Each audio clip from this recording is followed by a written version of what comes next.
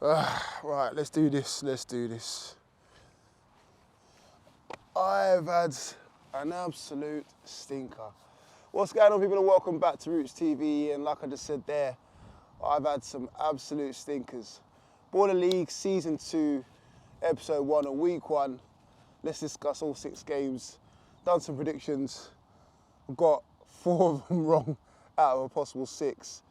Yeah, absolute howlers. Let's start off with the first game then. First game of the night, 26ers versus United.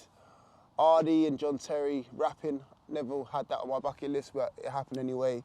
Didn't know John Terry could spit. Thought you left that to Jamie Carragher. Nah, let's leave those jokes to one side. Anyway, up first we had, like I said, 26ers versus United. Oh, in fact, I'm gonna get the phone out because I've made notes already, so I'm just gonna run through them as I see fit. So yeah, like I said before, John Terry and Ardy rapping. Never seen that on my bucket list, but here we are in 2025. I suppose, is that an upgrade on Will Smith rapping in the finals? Who knows? Let me know in the comment section below. By the way, there's going to be loads to go through, so again, feel free to break it down into various different parts. But yeah, the John Terry Ardy rapping thing, I don't know, maybe I'm a bit too old here, but the two worlds crossing paths, I don't know, maybe it might have made more sense as Central C. I know he's a Chelsea fan, come out spitting bars with JT. That might have made more sense. Ardy, Brighton boy, I don't know if he supports Chelsea. I assume so, the way he was fanboying with John Terry. But yeah, I don't know. It just didn't make sense to me. Anyway, we move. We go into the game. So, like I said, I had United down to win this. Kind of obvious that you can see the reasons why United did so well last season. So it made more sense. 26ers without Saka-san, obviously he can't play due to his professional club commitments at Wilston. So I went for United. I'll put my neck on the line. I went for United, and I got it horribly wrong. I also said Bilal Saïd was going to save him with his goals, and lo and behold, he scored the winner. So yeah, let's get into the first game of the night then. So United versus 26ers. Like I said, I had United down to win this for obvious reasons. They did so well last season, made some smart signings in Brian Lee, John Bostock as well, and it made sense, especially with 26ers losing Saka-san. Obviously, he can't commit due to playing for Wilston professionally. So I went with United, got it horribly wrong. My first stinker of the night. I also said Bilal Saïd's goals weren't going to save him. And lo and behold, he goes and scores the third goal, and it ended up 3-2. But yeah, one of the main things is how did Piqué Humble miss that? He looked a bit off it, I'm not going to lie. I don't know if he's been partying too much. I don't know if his mind's elsewhere. I don't know, he just looks a bit off it, and obviously he missed that golden opportunity, would have made it 3 apiece. Yeah, that for me summed up the whole night for me. Ended up 3-2 to 26ers, and yeah, the first loss of the night for me in my ACCA. I don't know if you guys want to join in these ACCAs that I do, but I usually drop them on TikTok, so feel free to follow me on TikTok as well. On to the next one. So N5 versus NDL. Again, another loss for Roots, man. Maybe this betting thing is not for me. I don't know. I went with NDL, again, trying to think logically. NDL, formerly known as Treble, got a lot of Galacticos, if you like, on show. Tyler Winters was there, or he's there, sorry. Don Vos is there. I mean, Belade is there, Smalls, who I've just bigged up on his channel as well. You know, then they brought in, what's that, Prescott guy. Then they brought in this mystery player guy. I think what I was just saying as well is that they need to kind of maybe calm down on this whole gimmick stuff. I know they want to make it exciting and stuff like that, but, you know, Manuel, the coach, is down to coach, do you know what I mean? And all this gimmick stuff it might not be too complimentary of the team, you know. You've got some real serious ballers in there. You've got Ruben Jr. in there, may I add as well. The two Sassy brothers as well from Rising Ballers. So you've got some real key men in there, but I don't know. Obviously, it's nice to have Niko bring in his audience, and already you've seen what he's done for them on the socials. I think their Instagram account is nearly up to 300k. Like it's nearly the same size as the Ball League account itself. But they might need to just calm down the whole gimmick stuff and actually focus on winning, because I did not see this loss coming. Like, fair play to N5. You know, they were pretty much the whipping boys last season, but they've changed things around, and you know, they've made it happen this season already. They've already got off to their first win, and that's without E-Man playing. There's mainly 2 stories in this game. Obviously, the first one was, who is this mystery player? Now, I've got a list of names down. I don't know if it might be them or not. The first one people are saying is Mudryk from Chelsea. I don't know if I think he's still officially on the books for Chelsea. So I don't know if it could be Mudryk, but I know he's got various neck tattoos and tattoos on his everywhere basically. But he was covered up, so I think we can safely rule out that he is not a black person, although it is Niko, so you never know. With all of his masks and all of his prank stuff, that would be some length to go to make sure that he's not showing any sort of black pigmentation or anything like that. Anyway, I think he is a white guy. Let's put it that way. Now, the second person people are saying is James Ward-Prowse, obviously because he came on, took a free kick, got saved, and then he went back off. So again, they kind of just narrowed it down to that. Everyone seems to think it's an English player, a London-based player, so James Ward-Prowse is a shout. People even saying it could be a German Ball League player. Is it Kevin Regan? Apologies if I butchered that. And even Jared Bowen as well. So again, it could be someone from West Ham. Or lastly, get this, if you're a Beta Squad fan or a Niko fan, you might know this guy, Bradley. Bradley, who's appeared in numerous of Beta Squad and NDL videos. So I don't know, let us know your thoughts in the comment section below, who it could be. I went with Mudryk just because I've went with everyone else. People might have been saying, other people have been saying Kieran Trippier, other people have been saying Roberto Carlos, even mad shouts of Raheem Sterling. No, it's not Raheem Sterling. But let us know your thoughts in the comment section below. Who is this mystery player? I don't know if we'll ever find out, but it's interesting. But again, the gimmicks might need to die down a bit once they need to focus on winning games rather than like bringing eyes and audience to the team, because Niko already does that. They don't need more gimmicks. Anyway, getting back to the footballing side of things. The other main thing was obviously whoever won the game, the loser has to go in the casket, or in the coffin, should I say. And lo and behold, it was Niko who ended up in the coffin. It was funny. It reminded me very WWE-ish of like your normal casket matches, Undertaker versus Kane or Undertaker versus Mankind. So yeah, it was kind of fun, gimmicky, but I don't know. Sometimes, you know the other side of X, the other side of Twitter, be looking at this, be like, is this what I pay my Sky subscription for? Is this what I'm watching? Like, sometimes you want to be focusing on the football purity side of things as well. But it's good. It was fun, lightheartedness, but maybe just not too much of it, because we actually want to see the footballing side of things. And with a team like NDL, they should be beating N5. I'm sorry, they should be. But again, that's another loss for me. 2-0 down in my Akka. I'm having a stinker. Let's move on to the next game. So, next game is Deportivo versus Wembley Rangers. Lo and behold, who did I go for? Deportivo. Who won? Wembley Rangers. And look, again, I had logic to it. Deportivo got to the Final Four last season, have an array of talented players. A lot of older talented players, but an array of talented players, ex-Premier League players. They brought in 2 new ones in Oumar Niasse and Stephen Ireland. Oumar Niasse obviously outshone Stephen Ireland, in my opinion, and I think everyone's opinion, scored in his debut. But there was 2 men, well, 1 man in particular, who really, really stood out for me, and that was from Wembley Rangers.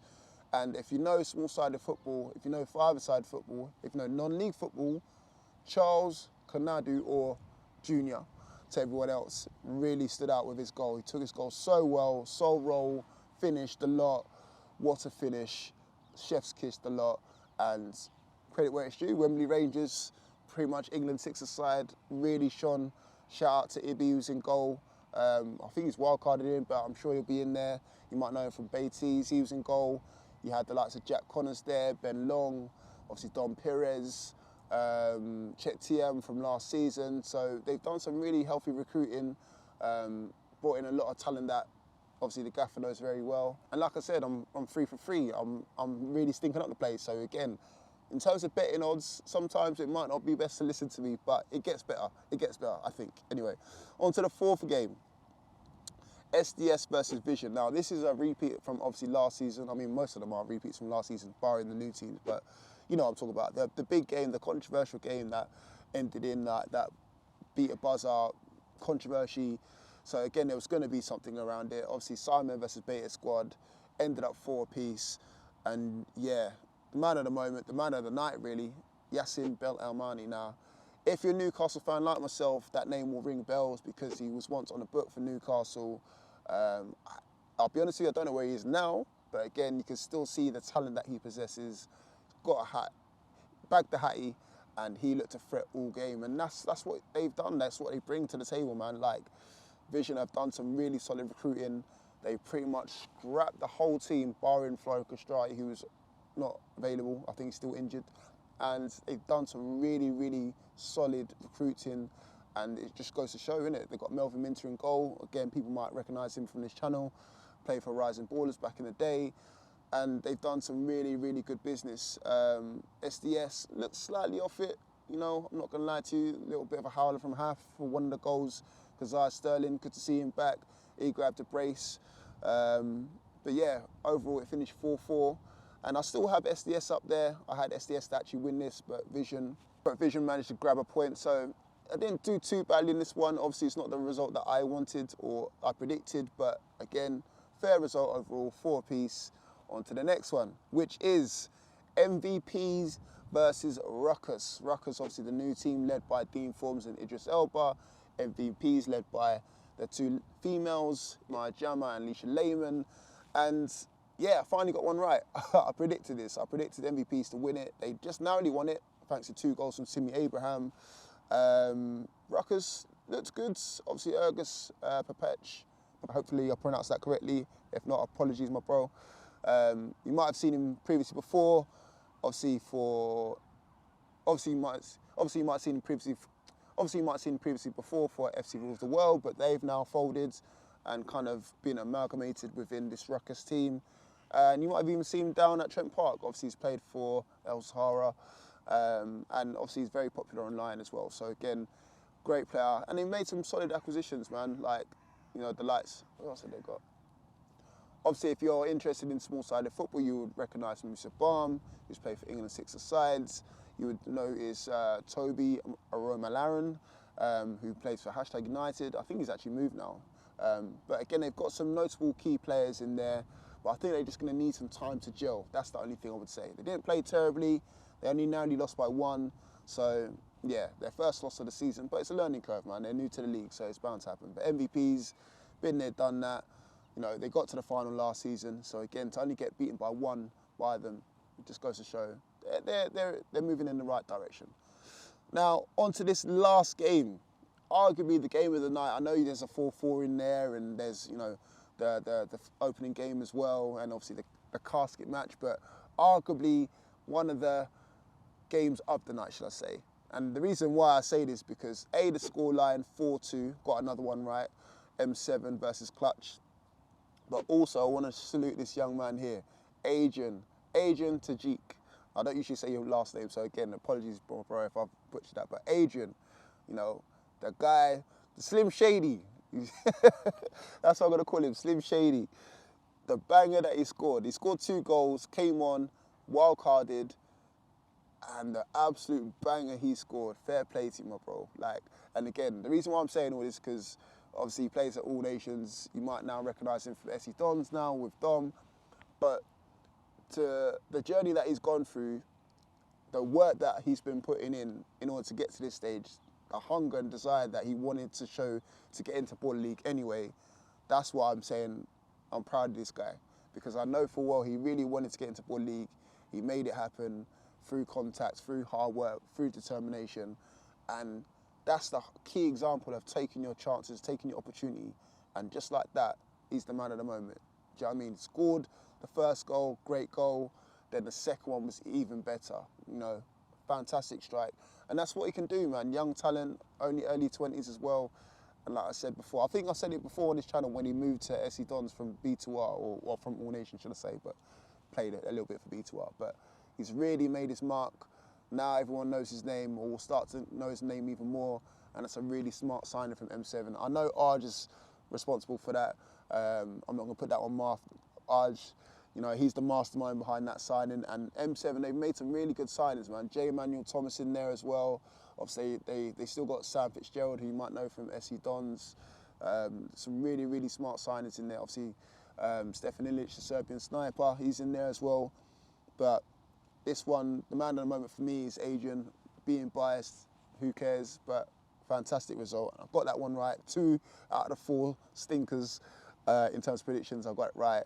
And then to cap it off, the J. Emmanuel Thomas goal, lobbing the keeper from the one-on-ones. Mwah. And again, regardless of what he's done in the past, footballing ability-wise, you can't knock it, man. You can't knock what he can still do. And it's a credit to him as well. So this is how the table looks. 26 is our top of the table thanks to their first win against United, and they got the Pepsi pressure point thanks to Bilal Sayoud. It's still early doors, but it's weird how all of the teams that you wouldn't have thought have done so well are near the top of the table, and the new teams are near the bottom of the table. But like I said, it's early doors. It's the first game of the season, so things can change around. I'm sure SDS will pick up points, well, more points, should I say. I'm sure United will pick up points as well. And then the likes of MVPs, Vision, Ruckers, they'll all be there or thereabouts. You know, check my TikTok for who I have in the top 4. I know it's changed a little bit. I was getting a couple slide digs here and there, I know. But again, sometimes when you're doing these simulator things, it happens. Get used to it. Anyways, people, let me know in the comment section below who you think the mystery player is and who is your star player of the night. I know Yasin Bennett Almani got the MVP of the night. But again, if anyone else stood out for you, let us know. For me, it was Junior. Obviously scoring that goal for Wembley Rangers, and of course Adrian for scoring those 2 goals, those 2 crucial goals for M7, especially that banger. But again, let us know who you was impressed with, and is there any changes that they could make as well? The new rules that they imply, the new game changes were interesting. I especially like the no offsides one, because I'll be honest, I'm not a fan of offsides in small-sided football. It just feels weird. You should be able to stand where you want because the court's that small, but that's just me moaning on. Maybe that's just me showing my age. Anyway, but that's enough for me from rambling on. Thank you guys for watching as always. Make sure you like, comment, subscribe. See you guys all in a bit. Peace.